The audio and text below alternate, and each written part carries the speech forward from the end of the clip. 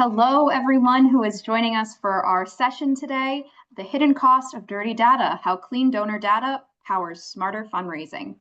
We are going to go ahead and get started here shortly. If you are just joining us, please utilize the chat box to say hello. We'd love to see your name, organization, where you're joining us from, so we can see who we have on the webinar today. And we will be getting started shortly.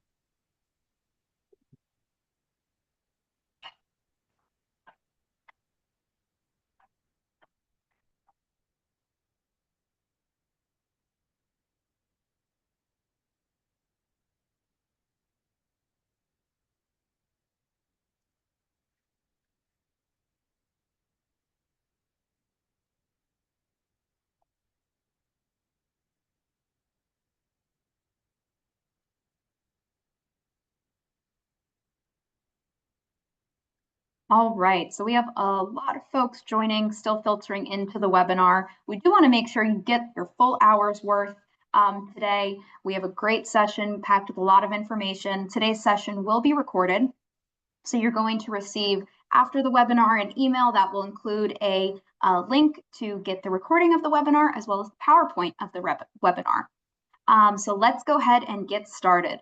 Welcome to The Hidden Cost of Dirty Data, How Clean Donor Data Powers Smarter Fundraising.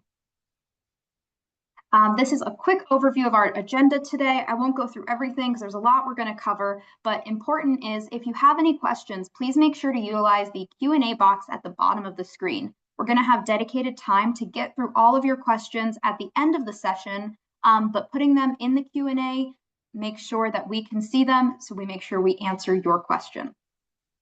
All right, going ahead and getting started, I'll introduce our fantastic panel. We have Brian Lacey, who is the president and CEO of Brian Lacey and Associates. Thanks for being here today, Brian. Thanks, Gabby. We have Chris Fink, who is the chief operating officer at Arriva. How are you doing today, Chris? I'm well, thanks, Gabby. Thanks, Brian, for joining us today. And my name is Gabriella Salemi. I'm the director of marketing here at Arriva, and I will be your moderator for today's session. All right, so before we get started, we would like to ask you some questions. We would love to know how many different solutions are you using to manage donor activity? And this can mean solutions to manage your donor database, but also maybe for peer-to-peer fundraising or volunteer management or events or auctions. How many different solutions are you currently using to help manage your donors?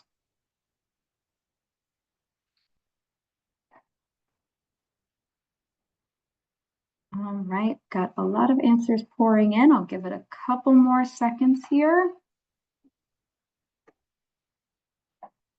So looking at the results, the majority of you are using 2 to 3 solutions, with some of you using 5 or more, and a handful of you using 1.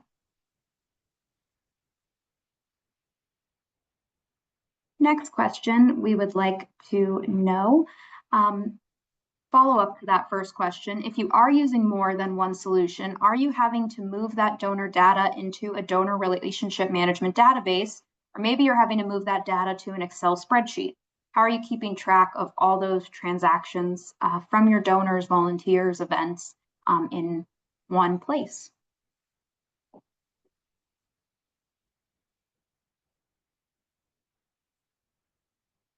And I'll go ahead and share those answers right now. So the majority of you are having to move that data. Some of you are not sure, and some of you are not having to move data around. All right, and then I'll go ahead and pass this over to Chris and Brian. All right. Thanks, Gabby. Yeah, I mean, these are just some stats that the Giving USA report, that's just an annual report on giving in the U.S. came out recently, and there's some updated statistics. The statistics are really, I would say, Brian can give more color to this too. Probably, I'd say they're pretty in line with the prior years as well. You know, where you're seeing this trend of fewer donors, but more money is being given. So, you know, the takeaway you initially feel is that, you know, there's essentially, we're competing for more dollars from fewer people. Although I know, Brian, you've got some nuance to the fact that even though the individuals make up 66% of charitable giving in the U.S., that stat is, there's some nuance to that, and I'll let you speak to Yeah, that on the next slide. no, But go ahead. it certainly tells us that that's the biggest piece of the pie, right? Individuals, but when they count 66%, they also don't count family foundations. They count that as a separate group, and then they count bequests separately, which really bequests are, gifts from individuals made at the time of their death. So I think it's closer. I think the total amount of money given by individuals is closer to Yeah. 80 to 85%.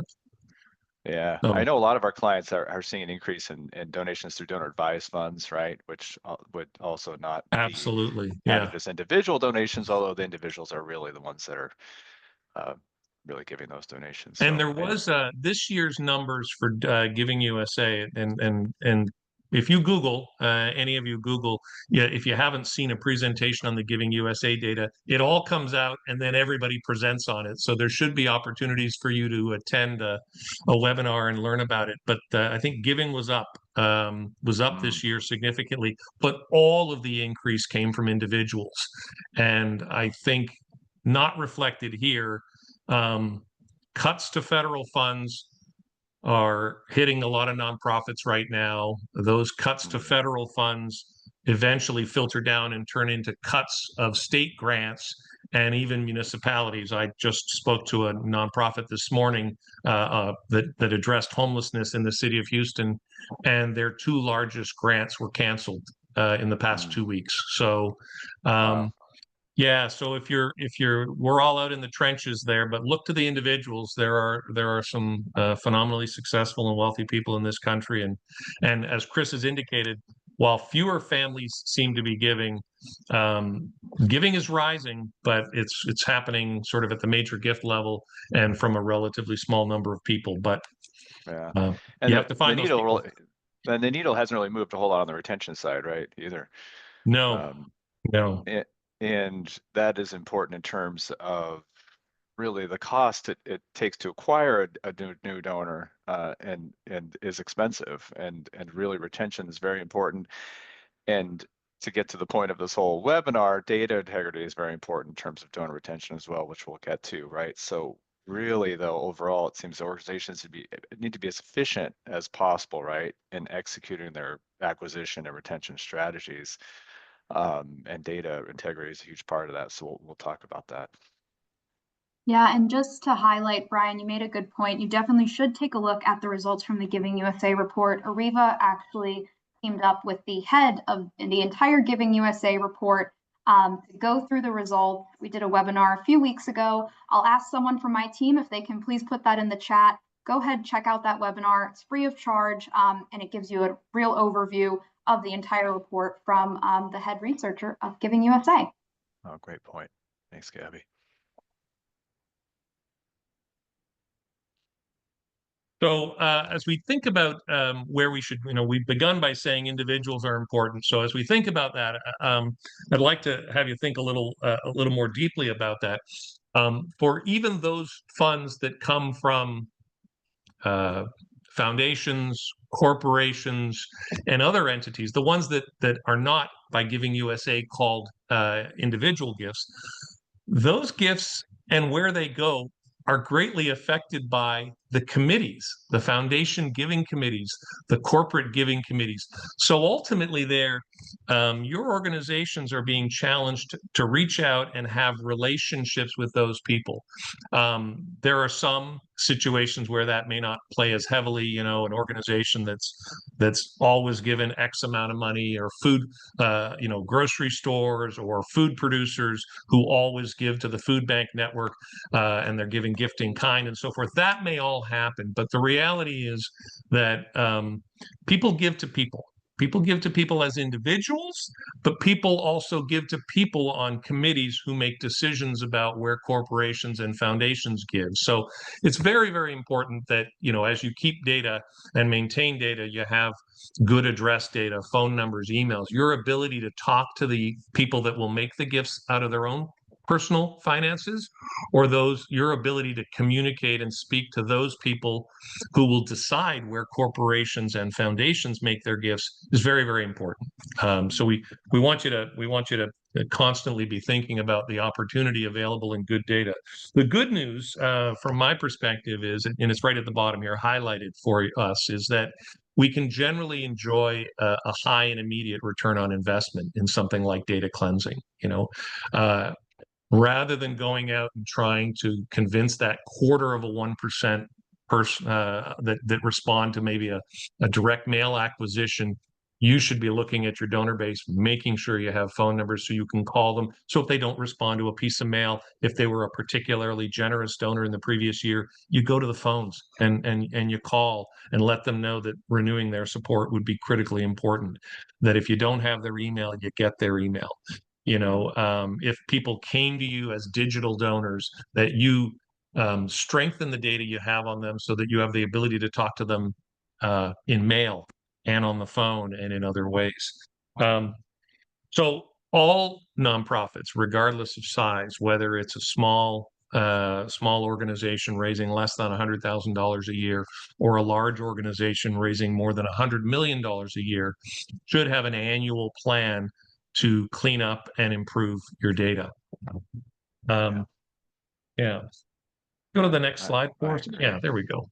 Yeah, so we're going to launch another poll question. We'd love to know, do you do an annual cleanup of your database? And we provide you with a few options of what you can select here.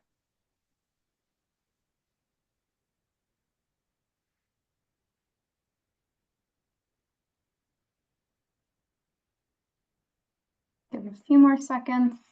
Got a lot of answers pouring in. All right, and go ahead and take a look at those results. So 52% of you say no, that you are not doing an annual cleanup of your database. 20% say yes. 16% of you said you do NCOAs quarterly, and 11% of you say you do data appends. Okay. Right. That's interesting. I think some of us, I came primarily out of a higher ed background, and I know that virtually 100% of colleges and universities stand on top of their data pretty hard and stay on top of it and so on and so forth. Something to think about. I mean, if the overwhelming majority of your organizations are not doing some kind of data cleanup, this is an older stat, and I don't want to say, but I remember that we learned early on in our business, and colleges and universities can reinforce and know this to be true because many of them still do phonathons, right? So they know when their addresses are no good because they call and they speak to people and they have the opportunity to have the conversation. And when they have that, the opening part, the opening discussion when your alma mater calls you almost certainly is, can we check your address? And then the first thing they do is update your address, because it's so valuable, and because the stat used to be that 8% of a file moves every year. So 8%, that means 1 out of every 12 of your records is changing its address every year. So if you don't do any kind of annual cleanup of the addresses within 3 years, 25% of your addresses will be wrong. So something to think about. Somebody can't reply to your direct mail if they don't receive it, and you still pay for the printing and postage whether or not they receive it. So it's just something to think about. So I would, again, reinforce the need for it. Another poll question: do you have a dedicated staff member responsible for data accuracy?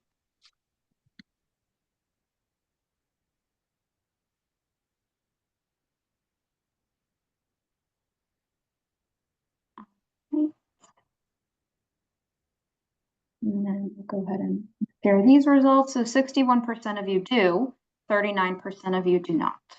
Yeah.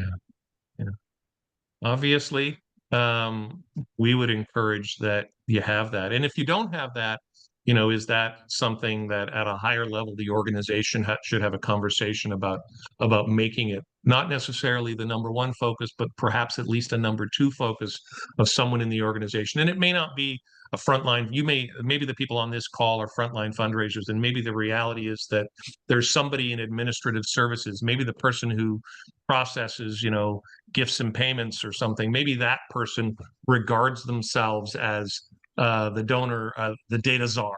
They may regard themselves as the keeper of the database because that's what gift entry people are doing all the time. They're touching the data and updating the data, and maybe unbeknownst to you, when they receive a gift in the mail by check, and they look and it says a different address than the one that is in the database, maybe they're updating it. Maybe these things are happening.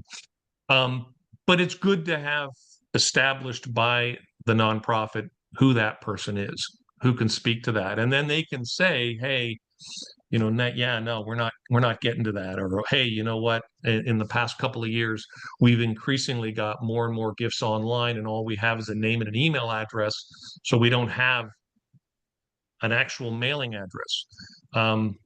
There are things you can do when you have a problem.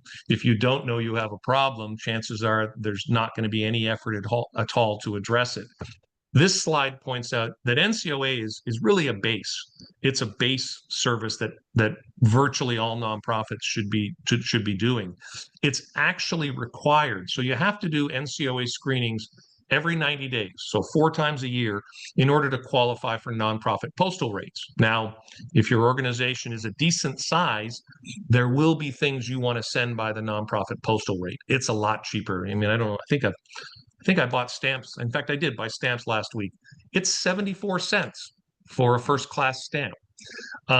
You can send a piece of mail, the same weight, the same envelope, the same piece of mail. You can send it nonprofit, I think, for 25 cents. It used to be even less, but still 25 cents sounds expensive to me, but not when it cost me 74 cents or 3 times as much to mail the exact same letter. So if you're sending mail, if you pay for NCOA, 2 things happen. One, most of your addresses are going to get updated. Okay. And it can go back 48 months. The good news is the NCOA screenings that most people are doing go back 48 months. So you can fix the addresses that were made bad 2 years ago, 3 years ago, a year ago. Okay. So number one, when you do that, it's relatively inexpensive. Sometimes your direct mail partners, if you're using a direct mail partner, they're doing that for you already. But you want to check. They may be correcting your addresses before they go out in the mail, but if they're not sending you a file back of the updates, then the addresses, that you're using in your database can still be wrong, so that when a gift officer wants to send a personal note, he may be looking at a piece of data that's old. So getting those updates, if you have a vendor partner that's doing your mail for you and they're doing the NCOAs for you at the time of the mailing, make sure that they're sending you a file of the updates. By doing that, your mail is going to become more effective. You're not going to have as many pieces of mail ending up in trash bins and things like that, or ending up because they've gone to the wrong house. I get mail at my house every single week that is not addressed to me, and it just goes in the trash. I don't write "move no new address" and send it back to the post office in the hopes that it reaches somebody. I used to, but there's just so much of mail coming to the wrong address, I just throw it away. Okay, so your mail's more effective because more of it actually gets received by your target audience. Okay. You have the ability on the one-on-one side, if the person qualifies in your organization for higher touch and contact, to get that contact. But that's just the base. That's minimum. And it sounds like a lot of your organizations may not be doing that. So you should consider doing that. Pardon me. And it could be cheaper, could make the cost of your mailing program less expensive because you can qualify for nonprofit postal rates. There are other things. Max COA is a higher level. Many of you in the higher ed world and maybe healthcare and some larger organizations will be familiar with LexisNexis. Max COA touches on that database as well as the NCOA. You can do things like advanced address correction, where you actually, for your top prospects, when you lose their address, you can actually use credit data to pursue their new address. Any of you who've ever looked at your credit file will realize it has every address you've ever had from the time you turned about 18 in a single file. And you can pop in any one of the addresses you've ever had in your life, and it will spit out your current address. So that's how credit data can be used. Reverse email append. This one's interesting. For those of you who are building donor files and picking up a lot of digital donors where maybe you've heard, hey, our digital fundraising folks don't like to ask for too much data because the understanding is when you ask for too much data, you actually suppress the number of people who make gifts. That's true. I would encourage you to maybe don't make it a requirement that they submit an address, but I would ask for an address in case you're lucky enough to get it. But if you don't get it, there are services out there we can help you with that if you gave me a file of 20,000 records with just an email, I can probably find about 30 to 40% of the addresses for those folks. And the nice thing is when you have an actual address, then you can get other pieces of data like date of birth, cell phone. You can do wealth screenings. You can do all kinds of things that you need to have a home address for. So reverse email append. First address append, it's again a rarer service. All of these services, before you do anything, I would encourage you to do something like, well, we have a program that we offer called FileView, but if you reach out, you should be able to, most of the companies like mine should be able to provide you a free analysis of the current standing of your database. And that's what FileView is. It looks at all your records and says, hey, you gave us a file of 50,000 records. You gave us a file of 300,000 records. And then it tells you, hey, of your 300,000 records, we see 17,400 that we could correct the address on. Or we see that you had 200,000 records without cell phones, and we have cell phones on 81,000 of those records. Things like that. Hey, we could put date of births on 90% of the records in your file. We noticed you didn't have date of births. And it should tell you what those things would cost to do. So you haven't spent any money, but you can go to your boss and say, hey, FYI, it turns out, 17% of our addresses are wrong and it would cost $600 to clean them up.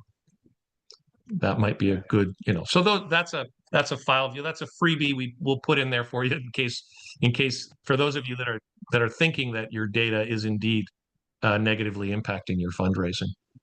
Brian, just quickly, we had 2 questions just for everyone to be on the same page. What is NCOA and what are data appends?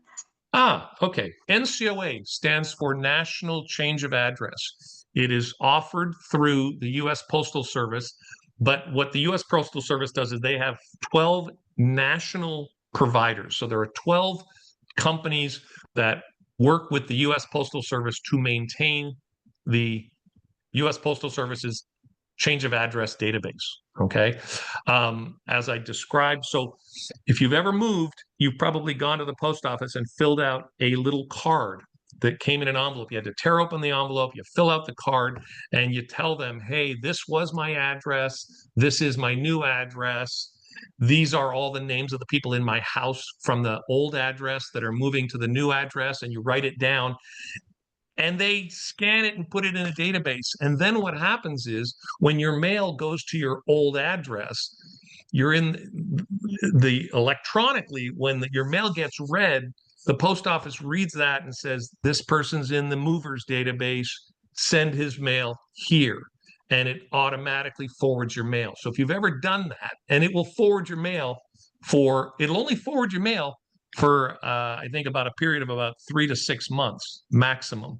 But but you're in the movers database, and then that information is available, and companies like ours can access it. You can access. It lets it's how the government knows where you want your mail to go. But you have to submit it. And that's why I say it's bare minimum, because at least I come out of I work with all kinds of nonprofits now, but I had a lot of experience earlier in my career at 5 large universities. And young alums, 22-year-olds, 23-year-olds, when they move, they don't always go to the post office and fill out the card,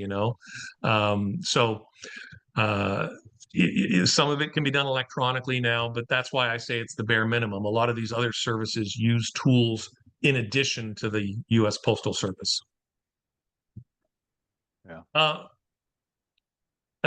So after addresses, I spent a lot of time talking about addresses. I'll be quicker in this part here, talking about some other things, because the address is key. once you unlock the address, you have the ability to get people's cell phone numbers. If it's a donor you acquired a long time ago or through an event, somebody attended a gala and you happen to pick up their name and address, but you don't have their email, or they were a long time direct mail donor and you don't have their email address, you can go the opposite way. With a name and an address, you can get an email. With a name and an address, you can get a cell phone number. Obviously, we're listing a few of the things where that's important. Obviously, in order to call somebody, if they're a major gift prospect, you're going to need their phone number eventually to get an appointment or to try and get a hold of them. People are now moving to texting, texting campaigns. You need to have people's cell phone numbers to do that. E-solicitations. A lot of people are moving their acquisition campaigns because print and postage can be expensive. They're moving their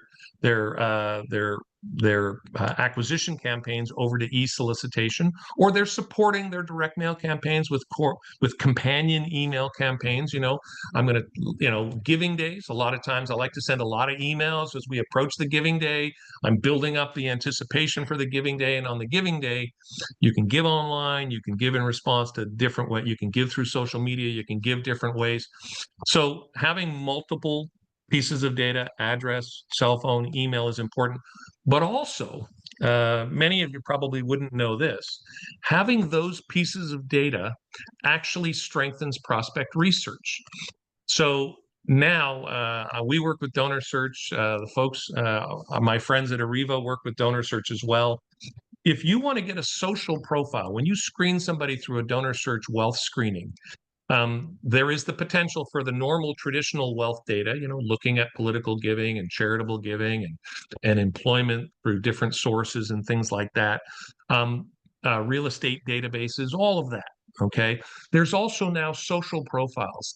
And the only way to identify a social profile is through an email or a cell phone number. So if you don't have these in your file, you'll get good information from Donor Search, but if you have a fuller file with cell phone and email, you will get a better profile. You will be able to see what the person talks about on social media and things like that. And these days, we'll talk in just a moment about crafting messages. The more I know you and the better I know you, the better I can draft a message that is going to convince you to continue to support my organization or to support to support the organization. Down at the bottom half of this slide, we talk about LinkedIn information. That's important for a couple of reasons. If I'm a $100 donor and it says I'm a CEO at a large company, then I might become a bigger prospect. That's prospect research in itself. If it simply says that I work at GE, well, then the next line, the corporate appeals and matching gifts. If you know I work at GE, then you know I can get my gift matched. Therefore, you should, be using a matching gift service. Arriva has a matching gift tool built in, and Chris may talk about that later. But even when it has a tool built in, the more employment information that you collect and put on records, the better the matching gift tools available through Arriva will work, right? I can't remind you to get your gift matched if I don't know where you work. But if I know where you work, then the system will tell me you're matching gift eligible when I record your gift. And then I can prompt you to get that gift matched. And then it's just twice as much money. There are still people out there. There are still companies out there. Exxon matches 3-to-1. I'm in Houston. Oil companies are all over the place. And I can remember, certainly from my days at UConn, I can remember I had a donor who would make a $10,000 gift every year and he would get a 3-to-1 match. So it was a $40,000 contribution.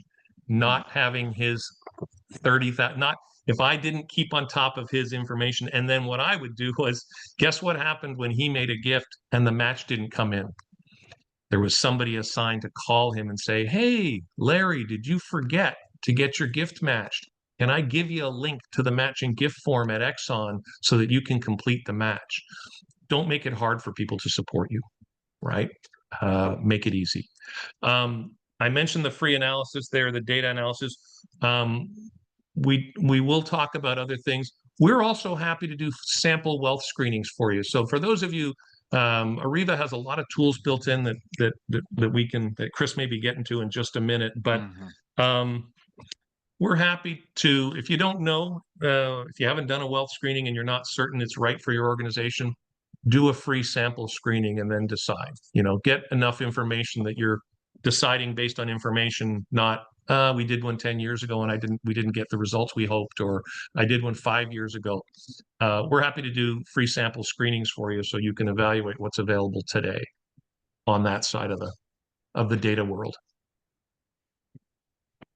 It's a very generous offer, Brian. Such great information over those past few slides. And a few points I wanted to make. I just can't agree with you more, Brian, on having someone be the data czar or owning the database. I mean, that is one of the biggest issues I see with our clients in maintaining data integrity and being able to rely on the reports and being able to get out a list for a mailing solicitation that without a lot of work is having someone that owns the database. They document how data goes into the database. They create a procedures manual and how to get the data out so that there's continuity in terms of how data goes in, because that is the biggest issue that we see is maintaining that consistency in data entry. And you really, with the procedures manual and the high turnover that you see with unfortunately with it, especially in the development department of nonprofit organizations, ultimately that database is going to go through multiple hands, and you want to have consistency in how that data goes in. So really maintaining that that data entry consistency is huge. And yes, you're absolutely right, Brian. There is technology that can facilitate some of the ease of, especially like NCO updates, right, Brian, where you're sending potentially thousands of addresses out to have them checked for a change of address, and depending how many you get back, it could be quite onerous on the person to manually update those addresses. So, we do have a process in our solution to very easily export the addresses with an ID number, and then the ones that do get updated bring back easily just through an import process to update those addresses and other types of data too. And I could talk about that. And also to touch on, your matching gift solutions. There's a company called Double Digit Nation that we integrate with to make it quite easy to share in real time, giving information with your account over at Double Digit Nation to make those matching gifts a lot more easy to get. So yeah, and I can talk about too. We can talk about it offline with anybody that wants to. All right. And Brian was giving some very specific ways of being able to really maintain data integrity, update data, append additional data to your records through uh, through his services, and it's a super generous offer that you're offering, Brian, to do free screenings, which is great. And we do have that integration with Donor Search as well to help facilitate bringing in any records that Brian wants to screen for you too. But ultimately, and this goes back to what I was just talking about, data integrity, really reducing, and we saw in that what you just asked everyone at the beginning of this webinar, Gabby, how many solutions they're using. It sounds like a lot of you have multiple solutions to manage your constituents and your donors. Having them all in one place is going to make your life a lot easier, right? Like if you're using a solution like ours, you really can, when an all-in-one system is going to facilitate you just not wasting time juggling multiple tools across different platforms. So you can spend more time, building your relationships and increasing engagement and growing, sustainable support from your donors. And in terms of data integrity, it means you're not updating a person's address or an email or a phone number in 3 different databases, right? And you don't have to run multiple exports or reports in different solutions to do a mailing solicitation or get out an event invitation.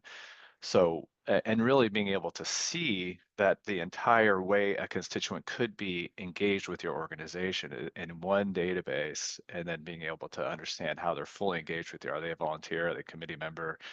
If they've given, how much have they given, how often?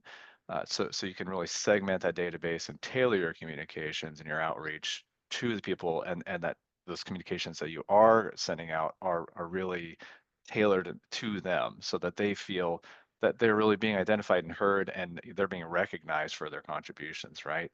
And reducing those data silos will just inherently increase your data integrity, and make more efficient in terms of that level of effort it takes to keep your data clean ultimately, right? To go to Brian, please chime in if you have any, anything you want to add on any of these slides that I'm going through? All right. The next slide, Gabby, managing donor information in your database. One of the bigger challenges I see with regards to nonprofits and data integrity is that data that coming in, especially from online sources, that and they're trying to get it into their main, we call it DRM, donor relationship management, or most people call it CRM. Getting data from external sources, whether you ran an event in some other software or your online gifts, or you got a peer-to-peer platform or team fundraising platform that's separate from your CRM or DRM, getting that data back into your database of record, your SAM database, can be a challenge, especially in terms of creating duplicate records as you're doing it. We do have, if you use a tool like Ariva's, where all your forms, and that could be a standard donation form, recurring donations, membership due forms, take volunteer interest, event ticketing pages, peer-to-peer platform, team fundraising platform. We offer all of that. So all those transactions that come in through those platforms, through those forms, will just come directly into the CRM database. There is some matching that will happen through some algorithms we use, but it'll easily identify the matches for you as well as the ones who aren't matched, to make it very easy to prevent you from creating duplicate records as those transactions do come in, which I see is probably one of the biggest problems people have. Now, we also do have an importer. Not only does it import NCOA updates like Brian was mentioning, and prospect research updates and appends, but it can also bring in donations from other external resources, and it will try and match those donations to existing records as it's bringing them in to prevent you creating those duplicate contact records, right? Which is key. All right. The next slide. So duplicate checking. Hopefully, anyone that's got a solution out there like Ariva as a donor management platform does have sort of this ability to check duplicates within the database itself. So we've been talking about preventing duplicate records, but we do have a tool, and a lot of other applications out there do have something similar to check for duplicates. And it should be something you all have available at your fingertips to run, and like Brian was saying, do it on a regular basis. Maybe it's quarterly, so it's not so overwhelming if you do it once a year or once every other year, and you're going to have to deal with many. But ultimately, our tool is great in that as you're running it, it'll identify the dupes for you. You can see here in the screenshot, it'll actually identify dupes based on different types of data points. And then when it finds those dupes, if you go to the next slide, Gabby, it makes it very easy to see all the potential duplicates for that single person, evaluate them, see all the data that's attached to them. Could be gifts, volunteer information, whatever it is.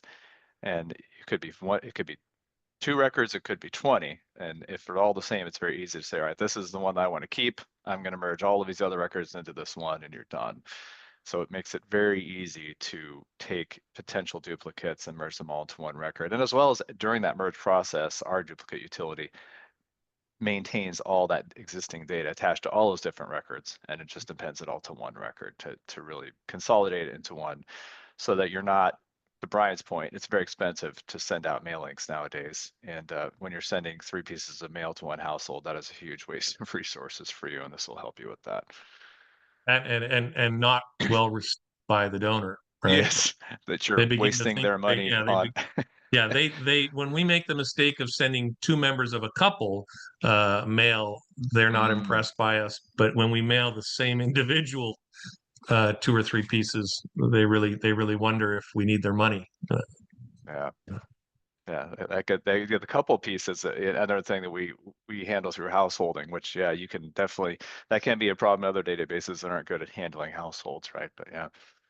All right, Chris, Gabby. it was Yes, go brought ahead. up in the chat that someone mentioned that donors sometimes will use different email addresses or maybe seasonal addresses. Yeah, How would something like this work for that? If yeah. someone's using 2 email addresses, maybe has 2 addresses. Yeah, that's a really good question. We do have the ability to have multiple addresses for a household or even for a specific person or an organization. And we will, when we're duplicate checking, check across all those addresses. But more importantly, yeah, there are many people, right, who have multiple homes, and they're living, I don't know, they're living somewhere that's sunny and warm, right, during the summer, or during the winter, and then vice versa, going back to the other house. So you can have, we actually facilitate that through some functionality with being able to have multiple addresses, and each address can have its own availability in terms of dates. So you can actually assign, okay, dates that this person's going to be at this address, January, February, March, they're going to be at this address, April, May, June. And then when you're running any communications out of our system that are, going to be sent via address, via mail, it will actually look at that record and knowing that you're running let's say a mailing export in July 15th, it'll look at what address is available on July 15th automatically and pull that address out for you. So as long as you've got their addresses in there and they're set up and to tell the system when to use what address, it's easy. Yeah. And one To more handle. question that came Yeah. up while you were mentioning that, do donors have the visibility to their data and can they request to opt out? Ooh, well, that is a really good question too. We actually do have a donor portal that our clients, if they want to, can put and make available on their website. It allows donors to essentially create their own login. You can approve those logins if you want, and that'll give the donor access to their personal constituent information. They can update their email, et cetera, if they need to, address. They can look at see their gifts. They can print them out, print their gifts from last year for tax records. They can make payments on pledges. They can donate. They can change their recurring donor information. Oh, hey, I got a new credit card. I need to update it, et cetera. So yeah, having a donor portal can be an advantage to allow them to maintain their own information. That's a really great point.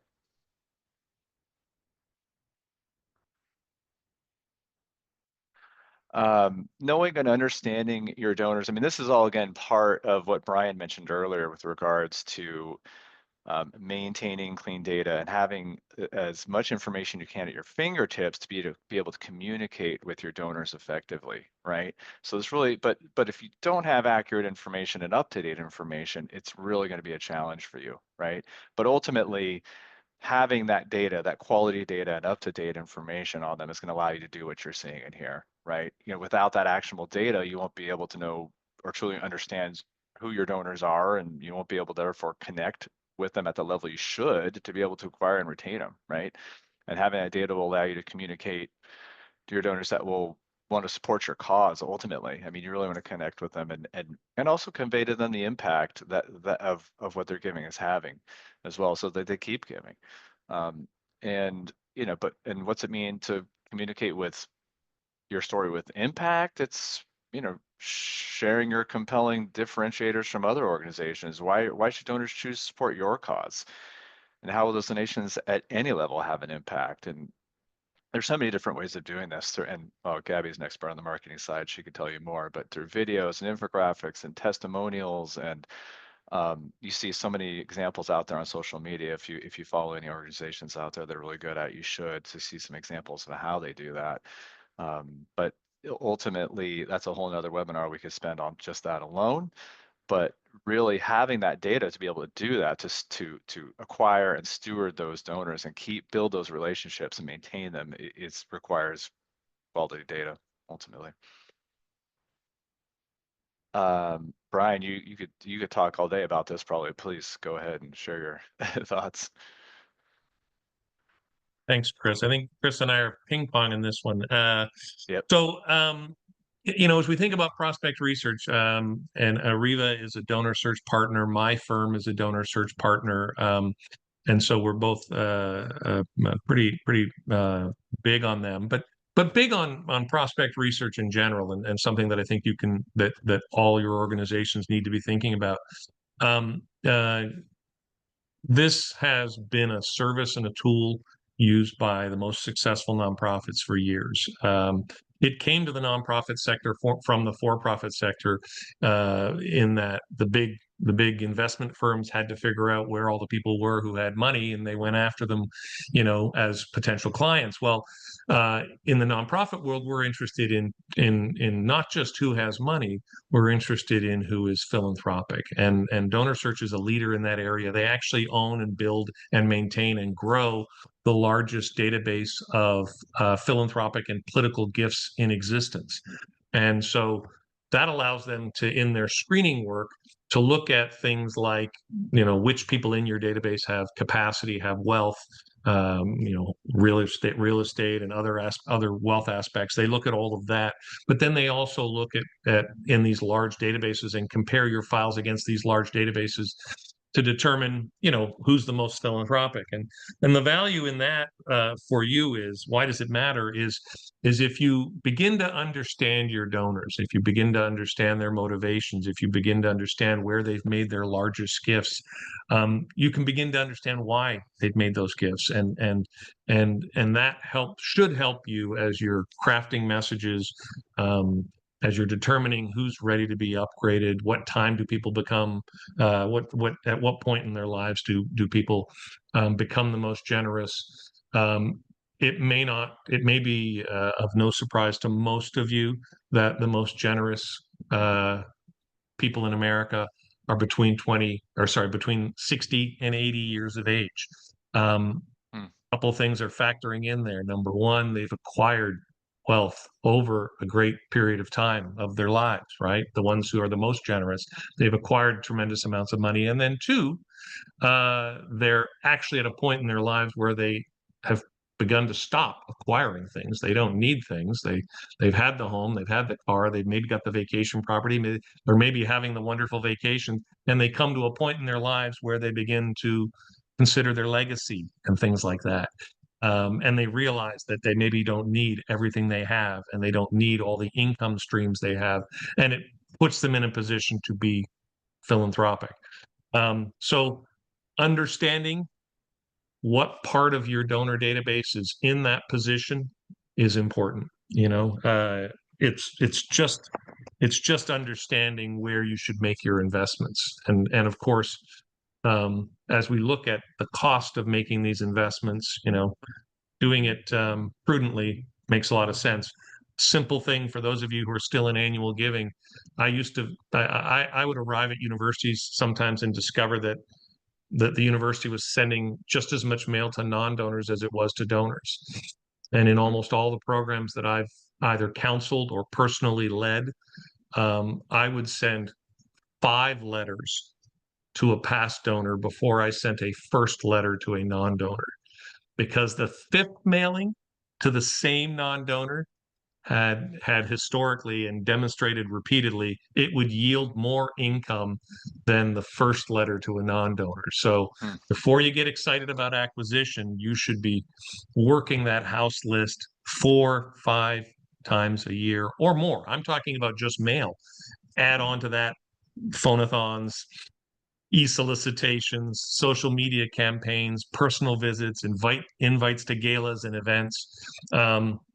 So that opportunity is huge in your existing file, and when you do that, you'll have an acquisition, or you'll have a renewal rate much higher than the disappointing national average. That's really great points, Ryan. And I was working with an organization that was creating donor personas, right? And they were using these like fictional representations of their ideal supporters to kind of guide their outreach and messaging. And Ryan, you make some really good points, especially around generational giving too, like using prospect research tools like Donor Search to do age appends and get their income level and board affiliations and all that. When you really append that external data and to the data that we already have and available in a solution like Ariva's, which obviously has all of that donor data, which is of course very valuable, right, in terms of segmentation, like RFM analysis, right, recency, frequency, and monetary size of the gifts and all that. When you combine that with this other information from Donor Search, it really does give you that power to research and define and communicate with those target audiences, right? We also talked about that. I talked about it briefly before, about the social media data that you can get now, social profiles. in a divided nation, I don't want to be talking. Donor Search provides data that can let you know what political party somebody's giving to. The social media data can talk to you about what they're talking about, right? And I used to do a lot of work for projects for MIT, where every year they were having me screen their entire alumni population to identify the Democrat donors, the Republican donors, and the people who gave to both. And they assigned class agents. So if you were in the class of 72, they had Democratic members of the class of 72, and they had Republican members of the class of 72 on the committee, and they assigned like-minded people to assist in the solicitations of their alums. Right? Yeah. You don't need to be going out and getting into arguments with people. You need to be going out and then talking about what you have in common. But when people get fired up about certain issues, it's nice if you assign your gift officers or your alumni volunteers based on patterns. So yeah, no, I totally agree. And even like on long-term supporters they'll appreciate maybe a different type of communication, more updates on the impact of their contributions. But newer donors or brand new donors they maybe need more of a deeper introduction into who your organization is and what you do and why it was important to get that donation. So you really can look at that data you have and use it to segment and communicate more effectively with everybody. Yep. Absolutely. this is a little bit of an older story and we're going to the bottom of the slide here. We talk about, collaborating. Is that this slide or is that the next slide? We're talking about, partners. And now as we move to we're in this era now of increasing use of peer-to-peer solicitation, right? Couple things that I think about, one's a little bit of an older story, but I'll be quick about it. It was the Texas Christian University, TCU, the Horned Frogs up in Dallas. They for years they had a very early they were early into the Giving Day program, and they were bringing in about $100,000 a year. But this was quite a while ago, okay? And they discovered there's data. They used social media data, and they had the access to a file, and they dove into the file, and they discovered that the data would tell them how many Facebook friends somebody had or how many LinkedIn contacts they had. And they went out and they identified they weren't going out and grabbing a Kardashian or a Ryan Reynolds. They were looking in their own young alumni populations and saying, we've got a young alum here with 50,000 Facebook friends. Okay, they're like, and they reached out. So they identified about 200 of these people that had enormous social networks.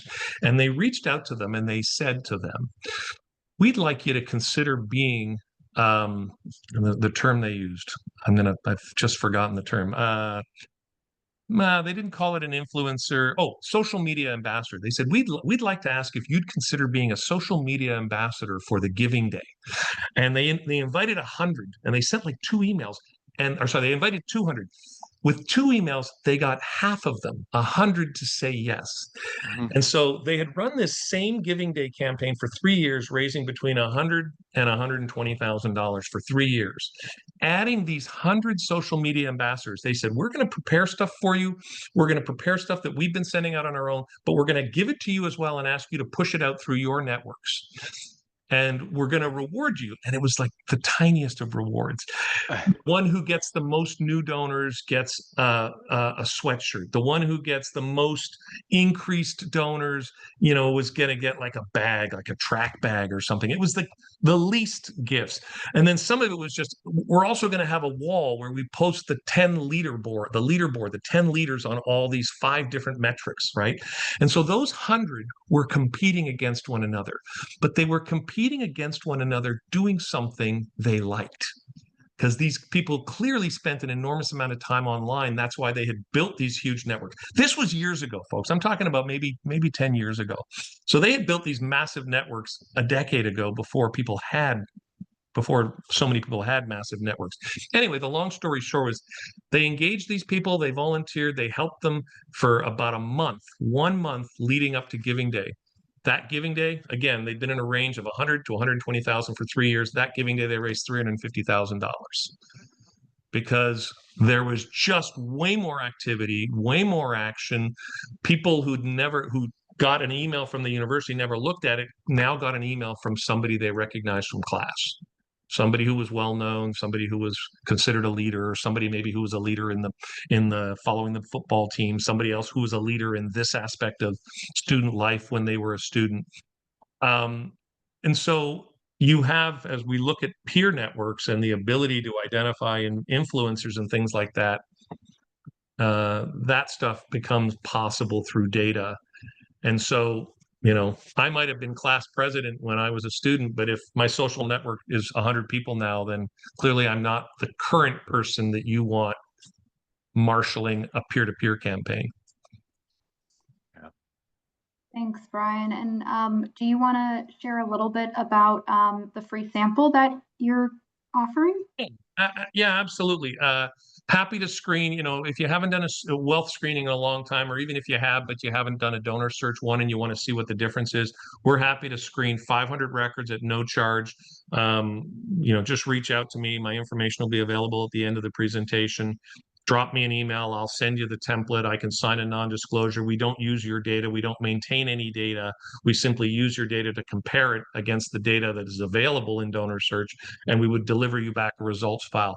And then I do ask for the opportunity to talk to you about the results file, but that's it. If you don't want that back end, you can just have the data, but sometimes it's helpful to have somebody explain the data to you because, you're giving me about 12 input fields and I'm going to give you about 80 columns of data. And so happy to walk you through the data so you understand it. Thanks, Brian. So if you go ahead and hit yes, we'll make sure Brian gets your information. And then I know we've got 5 minutes left, so we want to get through some final slides and some quick questions. But Brian, I'll turn it over to you for one last point. Yeah, just a thought. Plan giving, if those for some of the smaller organizations, I hope all the large organizations have plan giving programs, including a dedicated plan giving person. But if you don't, even if you're a small organization, you should be thinking about plan giving simply because these tend to be the largest gifts that people make. Some of your organizations will have had plan gifts that came out of the ether. Somebody dies and you turned out you were in their will, and that's great. But we can do a free calculation for you by looking at your current philanthropy about what you could expect to receive in annual plan gifts if you were to institute even a modest program. And a modest program probably includes surveying your constituents at least once a year for interest and then following up with those people who have interest. If you don't have the knowledge around plan gifts within your development team, that information is increasingly available through a number of vendors. I could point you in the direction of those vendors. But I just think it's something to think about as we do have aging populations and a greater and greater accumulation of wealth in a much, much older population today than even 20 years ago. Thanks, Brian. Before I pass it back over to Chris, you will see a poll come up on your screen. We talked a lot about that all-in-one integrated software. Chris is going to share a little bit more about it, but if you'd like to learn more about Ariva, go ahead and hit yes. Then I'll pass it over to you, Chris. Yeah, we'll go through these quick, Gabby, right? We want to get to the Q&A, but Ariva's been around for over 35 years. We have been making donor relationship management and online fundraising software as well as auction platforms too to really assist nonprofits in their fundraising efforts. We've got over 6,000 clients all over the world. We've done over 30,000 live virtual hybrid events and galas and fundraisers, and we purpose-built our software for the nonprofit industry. And you can see we've got a bunch of national partners there. Ultimately, we find a lot of our clients come to us with separate, what we call point solutions. I'm using this to manage auctions. I'm using this to manage my online fundraising, my peer-to-peer. It's on average, it's about 4 to 5 different platforms people are using, and we consolidate those all into one and ultimately get them moving forward with a really great solution. Our data migration team in terms of data integrity is second to none, which is a huge piece of really making sure that you're getting off on the right foot when you take all those different siloed data sources and get them into one. So we're really proud of that too. And as you can see, there's a ton of functionality that we offer in terms of the donor relationship management side and your digital fundraising needs.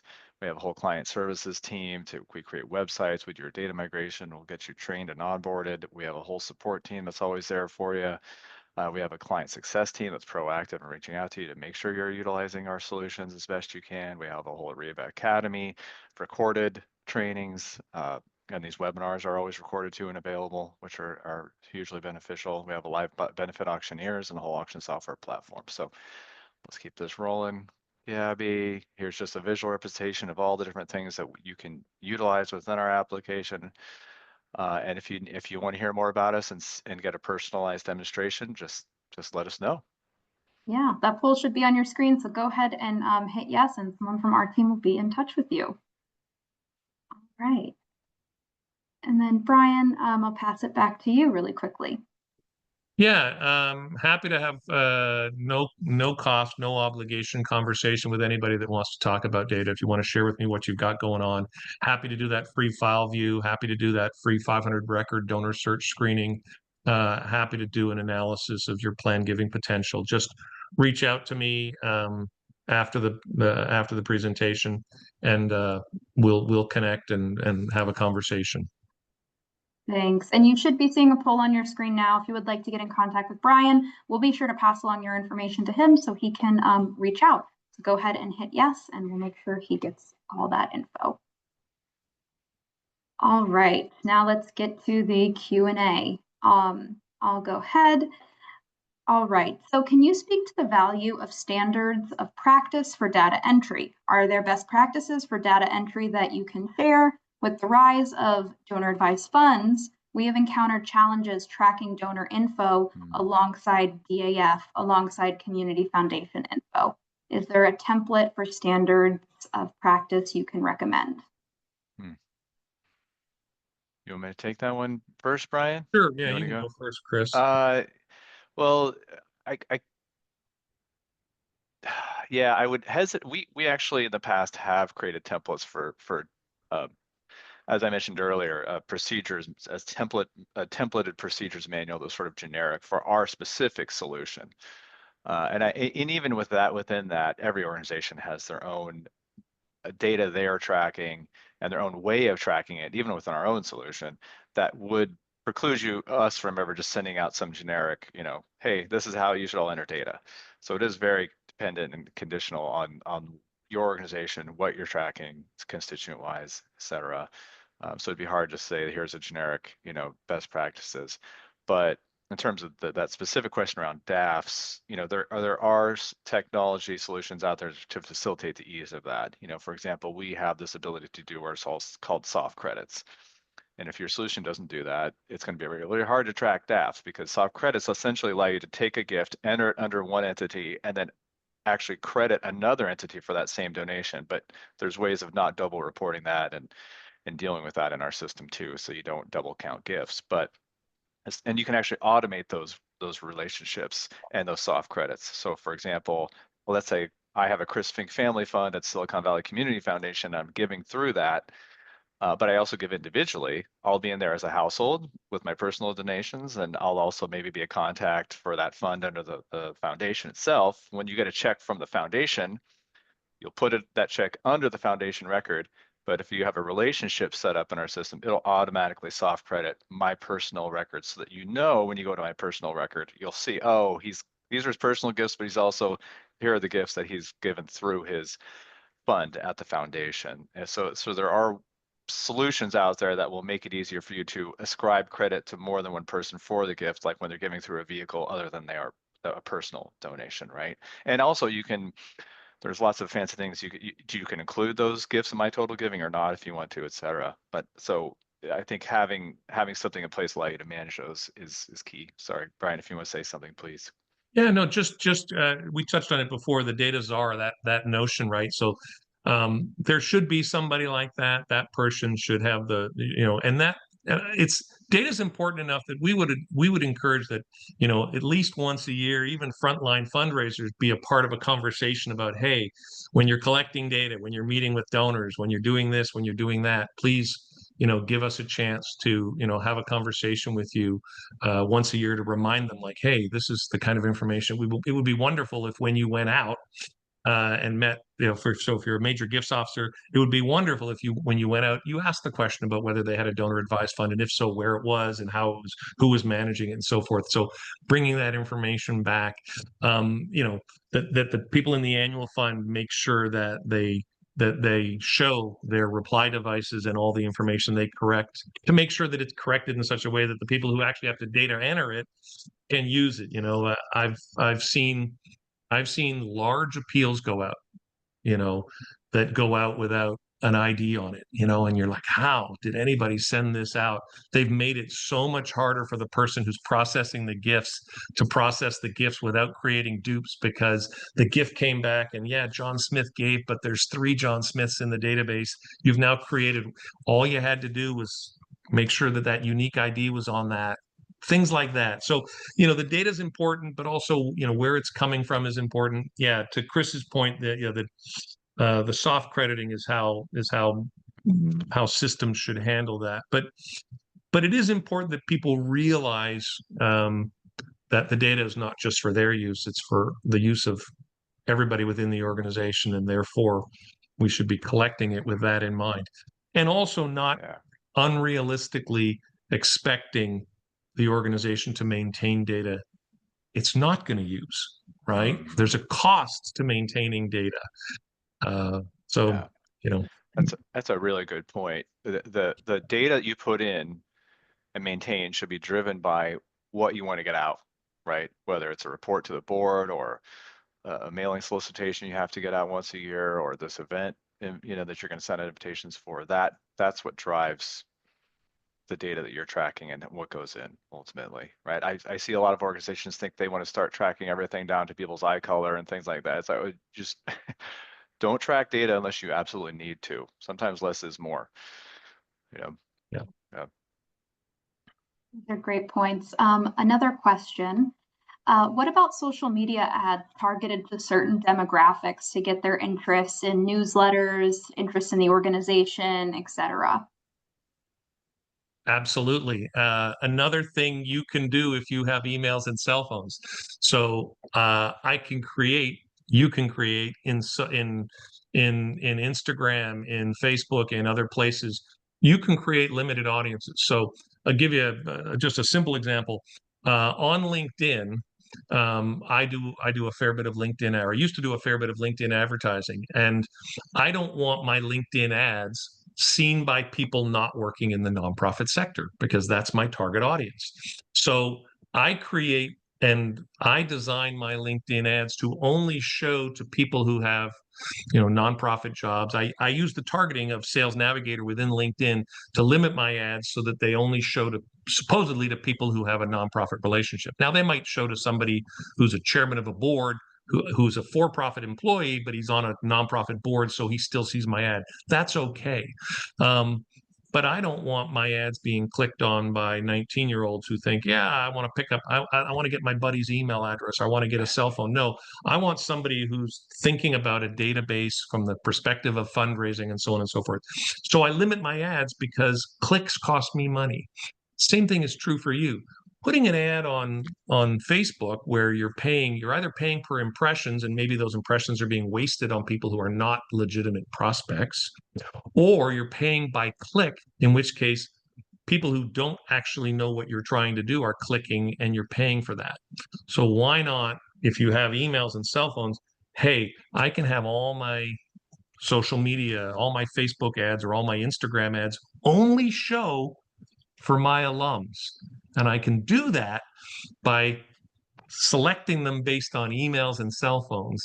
And so I actually have a campaign where every single impression is hitting one of my alums. I'm just giving the higher ed example. For you, it can be every single one of my impressions is hitting a past donor. That's just a way of targeting. And then there's the persona stuff. Then you create the persona and say, okay, I'm going to show it to the same persona. If all my donors are 60 years of age, do I really want 20 and 30-year-olds? Do I want to be paying to advertise to 20 and 30-year-olds? Maybe eventually, because I have to build a new audience. But if I have a hard and fast goal for giving day and I've got a limited budget and I know that every donor I have is between the age of 60 and 70, probably just want to advertise like crazy that day to 60 and 70-year-olds who look a lot like my donors, right? So I'll get more impact for the limited amount of money I can invest. Great. Well, there doesn't seem to be any more questions. If you have more questions, drop them in the chat box. Really quickly, this was a great session. Thank you, Brian. Thank you, Chris. You are going to receive a recorded copy of the session as well as a copy of the PowerPoint. So you can go back, share this information with your team, go through it, see what you would like to implement. If you did request any more information from either Brian or from Ariva, we will be getting in touch with you shortly. So look out for those emails. But thank you so much, Chris, for joining us. Thank you so much, Brian. This was a great session and really informative. Yeah, thanks, Brian. Thanks, Thanks, Gabby. Chris. Thanks, Gabrielle. Thanks. All Have a right. great one, and we hope to see you on the next Ariva webinar. Have a great day. All right. Thank You you. too.